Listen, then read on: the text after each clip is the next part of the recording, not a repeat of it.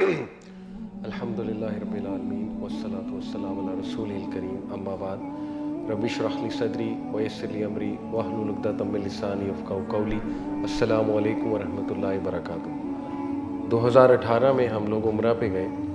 Educational tour था, basically तरबियती tour था। एक ग्रुप हमें लेकर गया, उन्होंने हमारी डिफरेंट उलमाए कराम के साथ ट्रेनिंग्स भी रखी, साथ उम्रा भी था। तो बड़ा प्रोडक्टिव टूर था। उनके दावा सेंटर्स भी हमने विज़िट किए। ज़िशान भाई भी मेरे साथ थे, जो ज़िशान भाई हमारे स्पीकर हैं। तो वहाँ पे हमें उन्होंने फ्यूनरल हाउस भी विज़िट कराया, जहाँ पे वो मुर्दों को गुस्ल देते हैं और वो वाले मुर्दे थे जिनके हरम में जनाजा होता है। आपको पता ना, हर नमाज के बाद जनाजा होता है। तो उनसे हमने एक सवाल किया, मैंने और ज़िशान ने, कि हमें कुछ अजीब वाक़यात बताएं कि वो लोग कौन हैं जिनके बारे में आपको महसूस हुआ नेक लोग हैं और इनकी बॉडी बड़ी लाइट है, या लेट से आपने देखा होगा इनका फेस स्माइलिंग था। कुछ लोग का बाकायदा जब मौत आती तो फेस स्माइलिंग होता है। तो उन्होंने सरप्राइजिंगली हमें 3-4 ऐसे वाक़यात सुनाए।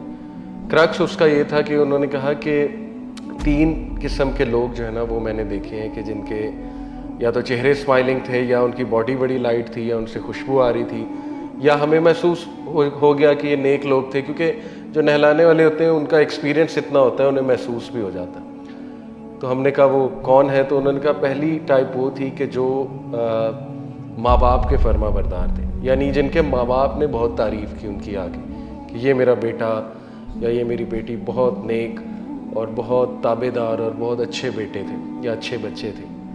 दूसरा उन्होंने कहा कि फजर की नमाज जमात से पढ़ने वाले खुसूसन, यानी ये एट्रीब्यूट उन्होंने बताया। और इन शॉर्ट ये कि नमाज जमात से पढ़ने वाले, उनके बारे में उन्होंने बताया कि उनको हमने बहुत आप कह लीजिए मुस्कुराता चेहरा या बड़ी लाइट बॉडी, या हमें महसूस हो गया कि ये नेक लोग।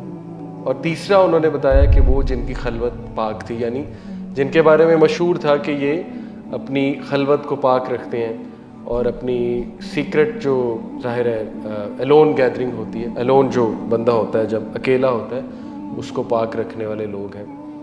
तो हम भी इंशाल्लाह इन 3 चीज़ों पे वर्किंग करें।